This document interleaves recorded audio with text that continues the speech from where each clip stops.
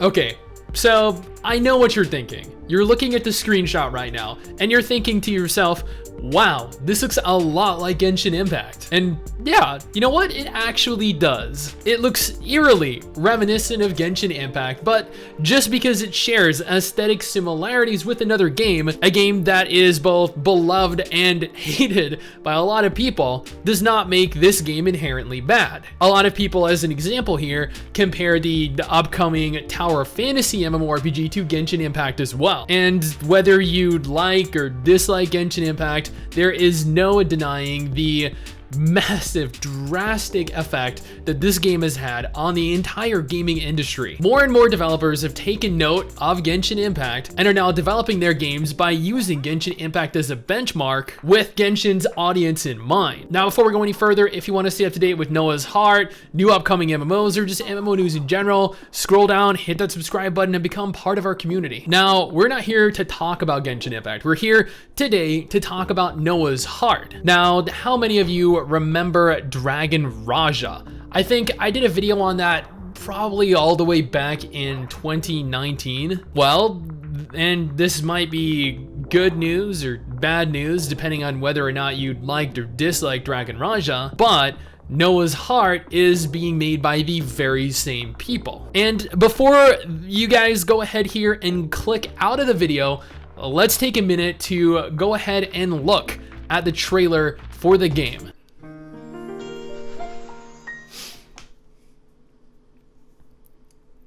And if I am correct here, this is built with Unreal Engine 4 in mind. Never forget its manifestation.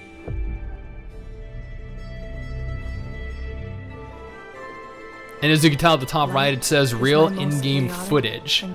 I hope that they aren't being disingenuous here and just stating that it's real in-game footage, but Dragon Raja did look really good. So I will take them at their word here.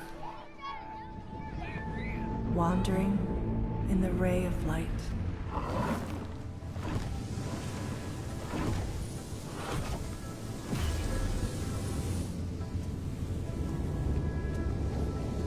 And the airship you see up in the sky there is actually a form of transportation that you can utilize within the game. Darkness always grows behind light and honor. Once upon a time, and as you can tell, this has a hint of steampunk it's now to it. Time for counterattack. And I'm a huge We need steampunk to find the chosen fan. hero who could bring us victory.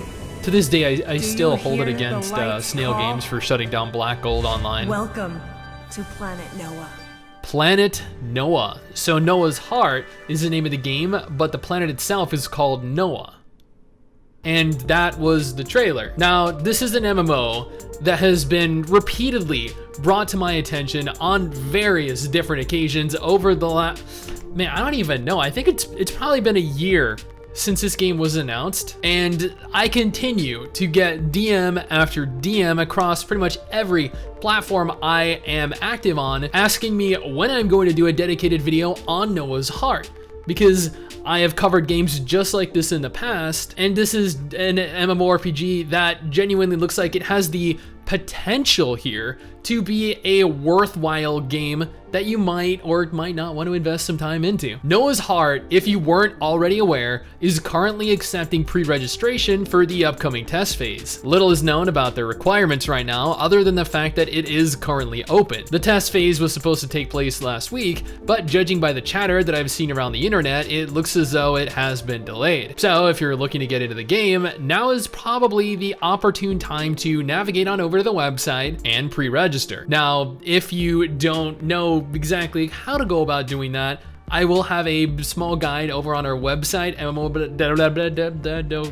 can't believe I messed up the name of our website and channel, but it will be over on MMOBite.tv. I'll have a link to that in the description. I will have a link to that in the pinned comment below. Just click that link. It'll take you on over to the pre-registration page. And you know what? Hopefully you get in. The TapTap website gives us a little bit of information pertaining to the type of game that Noah's Heart is going to be. Now, I'm quoting this directly from the website here, but Noah's Heart is an anthropomorphic planet-large world exploration handheld game developed by Zulong Entertainment. With the powerful performance and expressiveness of Unreal Engine 4's engine, the game not only creates a unique, seamless, spherical, continuous large map, but also breaks through the traditional MMORPG career restrictions and develops a more open and free gameplay system. In addition, the game has next-generation graphics comparable to Endgame and a high degree of freedom of the open world, with day and night rotation and weather change systems to create a more realistic planet biological ecology, will bring players a more immersive exploration experience. Now,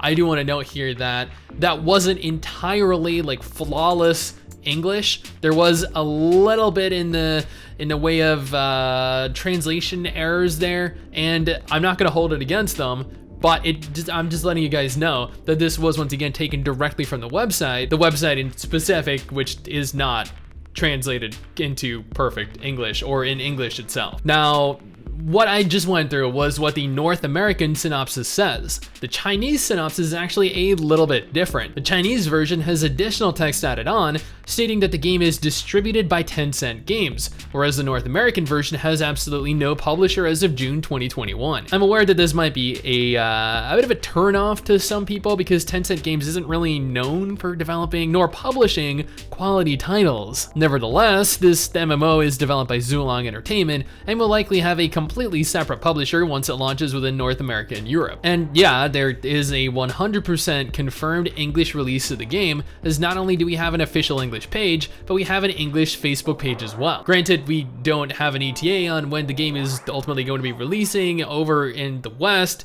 not even actually in the East. One thing that Zulong do plan on introducing into the game, a feature that will truly help set this game apart from its competition, is a 100% procedurally generated world. You might not be familiar with this, but in essence, the entire world is going to be generated at random. You've likely seen this done in dungeons at one point or another, maybe you've seen it done in something like Minecraft, but I'm uncertain how this is really going to affect the world, given that they're claiming this will be completely an open world, no loading screens whatsoever. And so my question then remains, how are they going to go about procedurally generating the world? Will it be regenerated regularly, or will it be a one-time thing? How large will the world be, and will the world change depending on who's currently in it? Will every player have their own rendition of the world that is specific only to them? There are more questions than we actually have answers to right now, but this is just a little bit, to me, disconcerting. I do not like having this many questions, especially when I'm unsure of whether I should even be excited for the game or not. They do plan on having a variety of different methods of transportation for players.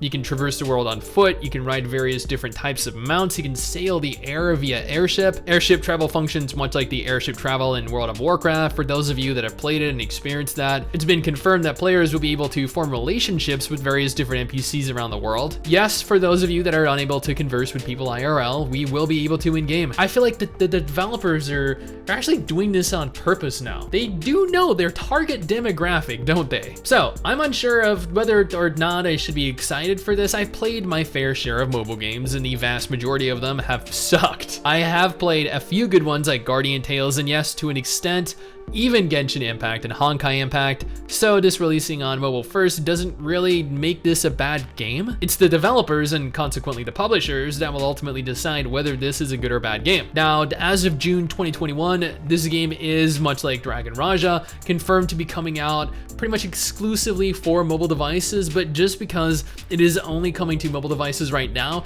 doesn't mean you cannot play this on an emulator, and also does not rule out the game coming to additional platforms at some point in the future. Someday soon, I'm gonna make it. Yeah, all hard work's gonna be worth it. Ooh,